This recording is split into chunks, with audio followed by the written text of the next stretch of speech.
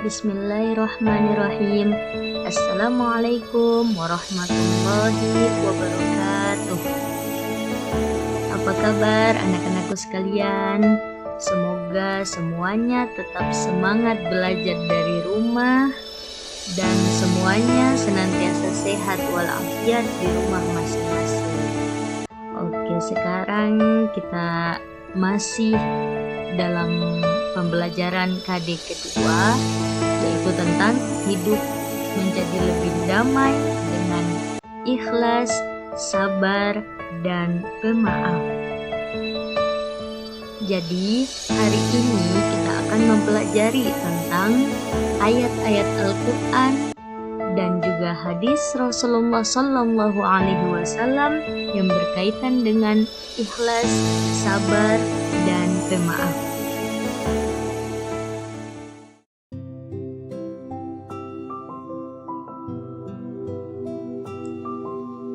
Yang pertama yaitu ayat Al-Quran dan hadis yang menjelaskan tentang ikhlas.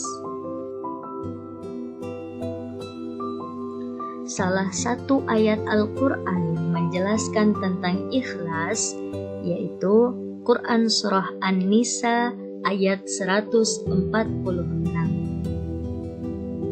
A'udzu billahi minasyaitonir rajim.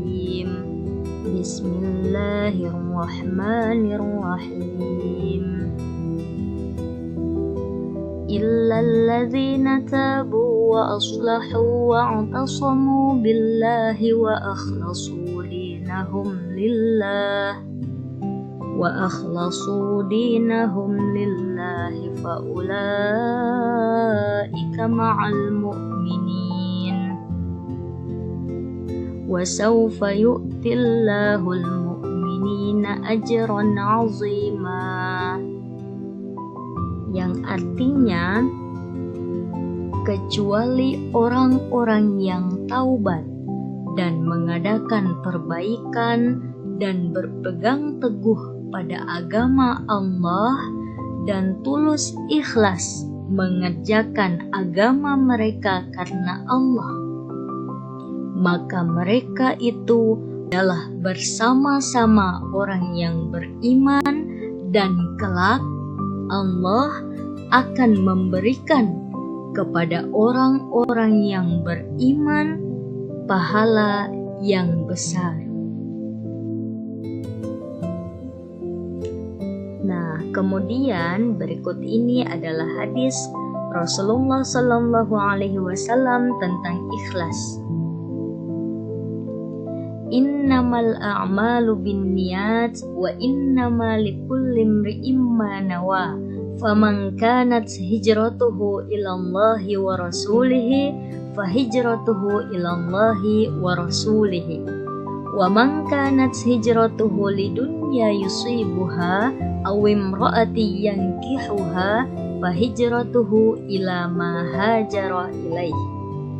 Jadi sesungguhnya setiap perbuatan itu tergantung niatnya, dan sesungguhnya setiap orang akan dibalas berdasarkan apa yang dia niatkan. Siapa yang hijrahnya karena ingin mendapatkan keridhaan Allah dan Rasul-Nya, maka hijrahnya kepada keridhaan Allah dan Rasul-Nya. Dan siapa yang hijrahnya karena menginginkan kehidupan yang layak di dunia atau karena wanita yang ingin dinikahinya, maka hijrahnya akan bernilai sebagaimana yang dia niatkan. Hadis riwayat Bukhari dan Muslim. Jadi setiap perbuatan yang kita lakukan itu tergantung dengan niat di dalam hati kita ketika ingin mengerjakan sebuah perbuatan atau sebuah amal atau sebuah aktivitas keseharian. Jadi ketika melakukan sesuatu, niatkan karena Allah, ikhlas semata-mata karena Allah Subhanahu wa Ta'ala.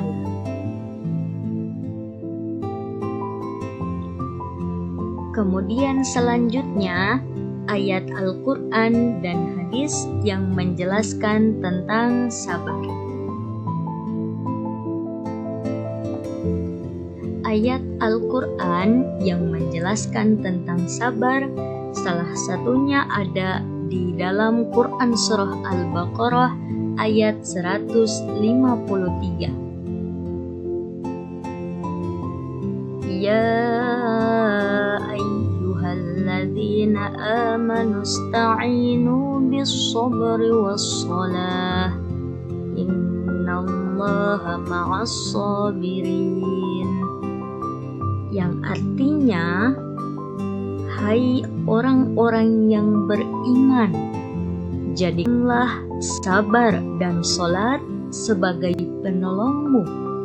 Sesungguhnya Allah beserta orang-orang yang sabar.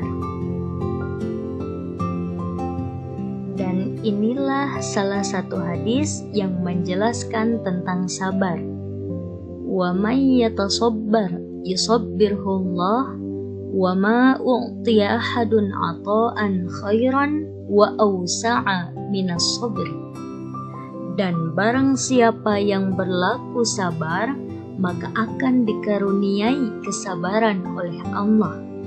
Tiada seorang pun yang dikaruniai suatu pemberian yang lebih baik serta lebih luas kegunaannya daripada karunia kesabaran itu.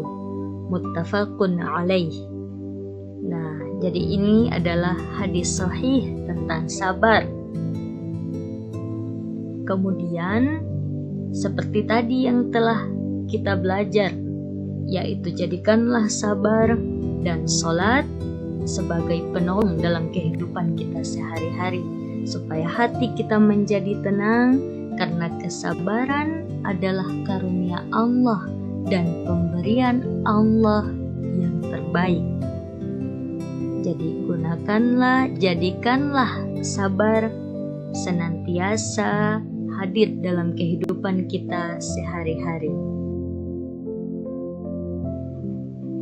Nah, kemudian sekarang yang terakhir, ayat Al-Quran dan hadis yang menjelaskan tentang maaf. Nah, ayat Al-Quran yang menjelaskan tentang maaf ada di dalam Quran Surah Ali Imran ayat 134. Alladzina yunfiquna fis sarra'i wad-dharra'i والكاظمين الغيظ والعافين عن الناس والله يحب المحسنين. Yang artinya yaitu orang-orang yang menafkahkan hartanya baik di waktu lapang maupun sempit, dan orang-orang yang menahan amarahnya dan memaafkan kesalahan orang. Allah menyukai orang-orang yang berbuat kebajikan. Kemudian selanjutnya hadis yang menjelaskan tentang maaf atau memaafkan. Sil man qata'aka wa'fu amman zalamaka. Sambunglah tali silaturahmi kepada orang yang telah memutuskan tali silaturahmi denganmu, dan maafkanlah orang-orang yang menzolimimu. Hadis riwayat Baihaqi. Nah, setelah tadi kita mendengarkan ayat Al-Quran yang menganjurkan kita supaya memaafkan kesalahan orang lain yang telah berbuat salah kepada kita.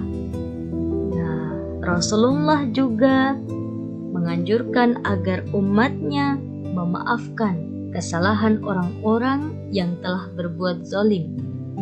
Nah, Kemudian jika ada orang yang memutuskan tali silaturahmi dengan kita, sebaiknya kita menyambungkan lagi tali silaturahmi tersebut. Dan kita sebaiknya juga memaafkan kesalahan orang-orang yang berbuat salah kepada kita.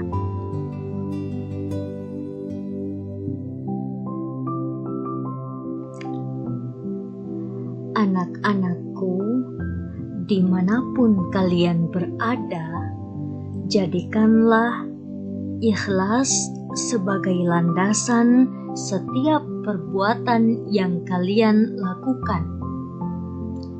Tanamkan rasa sabar dalam diri pada setiap kondisi, dan jadilah seseorang yang mudah memaafkan kesalahan orang lain, supaya hati penuh dengan ketenangan.